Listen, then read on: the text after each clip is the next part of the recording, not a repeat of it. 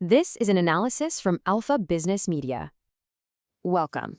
In this analysis, we're digging into Nepal's ambitious constitutional experiment with mandated diversity and what it can teach business leaders about inclusion. You see, in 2015, Nepal enacted one of the most progressive quota systems in all of Asia.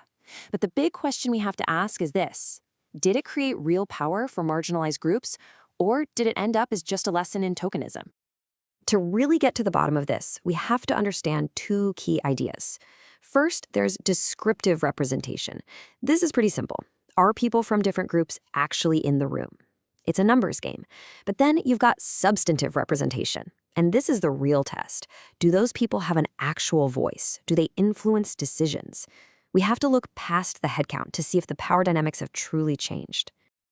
So first, let's just look at the raw numbers. And, on the surface, the data points to an incredible success story, a really dramatic intervention. To really appreciate the scale of this change, you have to see where they started. Before the 2015 Constitution, women's representation in Nepal's parliament was, well, it was minimal. It hovered below 6%. So that was the baseline, a very low bar to clear. And then the quotas kicked in. After the 2017 local elections, that number just skyrocketed. Women suddenly held over 40% of all local government positions across the country. I mean, by any measure, that's a historic breakthrough.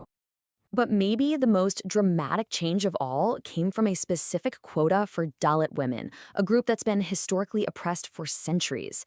This one single rule brought over 6,500 of them into elected office. And get this, they were starting from virtually zero. So, when you lay out the data like this, side by side, the conclusion is pretty hard to avoid. The quota system absolutely succeeded in its primary goal, which was to solve the problem of absence. It got marginalized groups a seat at the table. However, that's where the story starts to get a little more complicated. Because when you peel back the layers on those impressive numbers, a much more troubling reality begins to emerge, a kind of structural tokenism. The data shows a really clear pattern of where these women were placed. While women took on over 90% of the deputy roles, which were often used to meet the quota, they hold only 2% of the top jobs, the most powerful executive positions.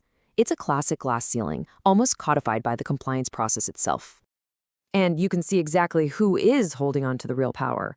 Men from the dominant Khaz-Ara group make up just 16% of the population, yet they hold nearly half of all the mayoral posts. This shows that the traditional elites, while following the letter of the law, successfully kept control of the key levers of power.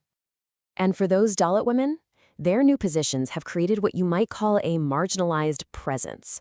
They got elected, they're in the room, but they still face these deep-rooted caste and patriarchal prejudices that effectively silence them. Their input is dismissed, and they end up being treated like symbols, not leaders. Okay, so that's the political side of the story. Now, let's switch gears and contrast that mandated approach with the very different reality in Nepal's private sector, where the rules of the game are completely different. And here is the core difference. In the government, inclusion is a legally binding requirement. You have to do it. In the corporate world, though, there are no mandates like that. Diversity is framed as a voluntary goal, a best practice rather than a legal necessity. And the result of that voluntary approach? Well, it's a pattern that probably sounds pretty familiar. In the cooperative sector, for instance, women make up over half the participants, but they hold only about 13% of the management jobs. So you see high participation at the lower levels, but a sharp drop-off when it comes to leadership. It mirrors that political glass ceiling almost perfectly. For the most marginalized communities, like the Dalits, political access doesn't even begin to solve the fundamental economic exclusion they face. Think about it. Corporate leadership requires capital, education, and networks, the very resources that have been systematically denied these communities for centuries. The private sector is a whole different mountain for them to climb. So, after looking at both politics and the private sector, what's the key takeaway here? What does Nepal's ambitious experiment really tell us? The evidence seems to show that quotas are an indispensable first step. They are an incredibly powerful tool for breaking open a closed system and solving that problem of descriptive representation.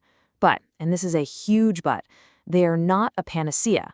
By themselves, they don't grant real power, and they don't dismantle the deeper social and economic barriers that keep inequality in place. And this leaves us with a critical question, not just for Nepal, but for any organization, political or corporate, that's trying to implement true inclusion. Are mandated quotas a catalyst for real, meaningful change, or are they a crutch that lets us check a box and then avoid the much harder, more systemic work that true equity actually requires? That's a question worth considering.